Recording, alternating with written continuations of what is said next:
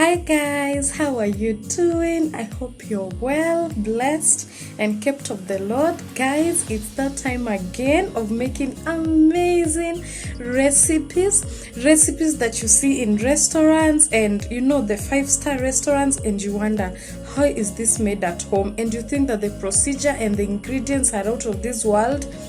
Little do you know that the ingredients are everything you have at home, and it is so easy to make. So today we are going to be making, drum rolls, garlic naan bread. Buttery garlic naan bread. Guys, in the previous video when I was making the Indian spicy mutton curry, I promised that I would show you how to make naan because I had it with rice, but then my family loved it, and so I decided to redo it again and now make it with naan. So I'm just going to take you down through our ingredients for today and we get cooking. So guys, our ingredients are quite simple. We're going to be using a jab all-purpose flour. As you all know, I love a jab. Of course, anything that is using yeast, I always use my measuring cups. We will be needing some salt, sugar that is down here, cooking oil, baking powder. And guys, the baking powder part is actually optional. It's just if you want your naan to be a little bit fluffy and soft, please use the baking powder. We'll be needing some Prestige margarine. You can use whichever butter you have. And then we'll be having, this is the instant yeast. I've placed it in this airtight container. I know I'm not the only one that puts my things in this container for ice cream, I don't know, and what. So in here is my yeast. And then for the coating, we'll be using garlic and cilantro or dhania. Yeah, then of course we need a bowl and warm water. I had boiled water in my kettle. So guys, in this bowl I am going to measure 3 cups of flour. This is 250 grams, so I'm going to measure 3. Once I have measured the flour in this my container, I'm going to add water.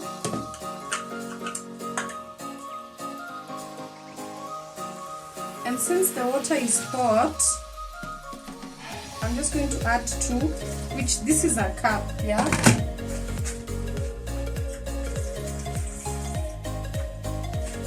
I'm also going to add a little bit of cold water.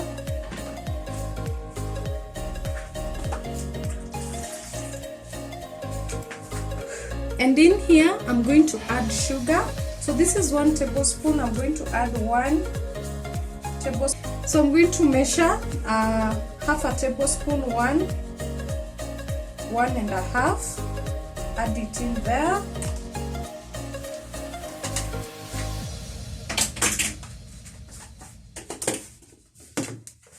Then I'm going to give this a stir.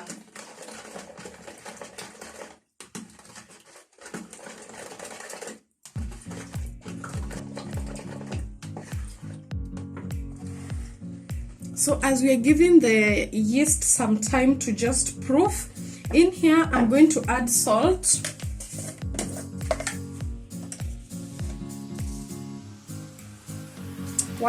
Half a tablespoon, 1.5 tablespoon of salt. And I'm going to add half a tablespoon of baking powder.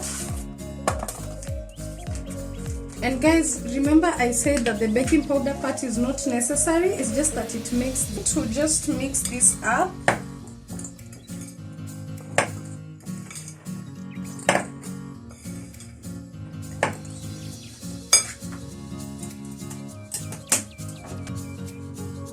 Guys, once it's mixed up and the yeast are starting to form the bubbles,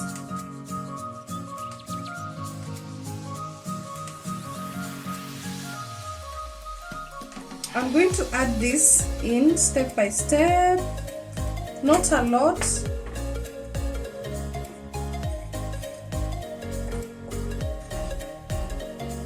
So guys, once it's like that, I'm going to get in here with my hands.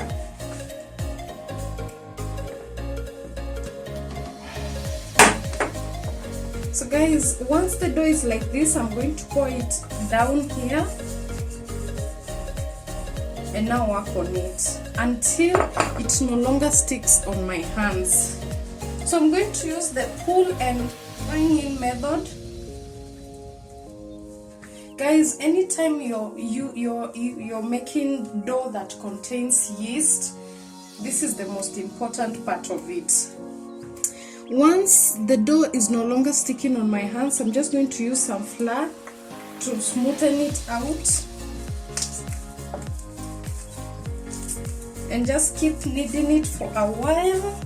Guys, the dough is ready and it's not sticking on my hands, so I'm just going to apply some oil in here and put it back in so that we give it time to just proof.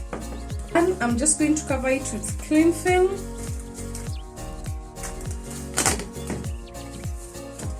That way. And we are going to let it double in size. As you can see, it's quite below the bowl, so we are going to let it double in size so that it fills this bowl. So guys, as the dough is proofing for the garlic naan, I'm just going to mix this. I've melted butter, 2 tablespoons of butter in here, and this is for the topping, so that now it's going to be the garlic naan. When you're making it, it's just going to be naan. This is what is going to make it the garlic naan.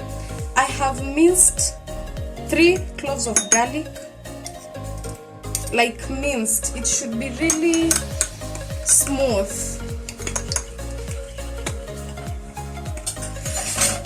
So I'm going to mix it in here, and then I'm going to add the coriander that I have. It's finely chopped. The essence of this coriander is that it should be finely chopped, very fine. In fact, if you can make it finer than I have done it, the better for you. So I'm just going to mix it up that way. And guys, there you have it. I hope you can see it clearly. This is what you're going to be applying on the naan.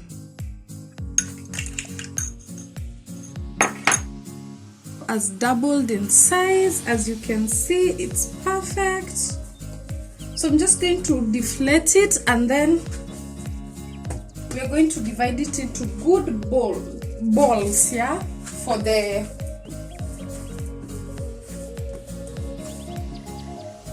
so guys, once I have formed the balls, I'll be preheating my pan. This is the same pan that I used to make my chapatis, and I love how the naan comes out in it, so I'm going to be using it to make the naan. And I've already preheated it. It's hot enough, so we're just going to roll out the naan and get cooking. The naan into very tiny, very thin, because I want it to be filled with air. The more you add, the thinner it is, the more air bubbles will form. As you can see, the air bubbles have already started forming, so we're just going to let it puff up as much as it can.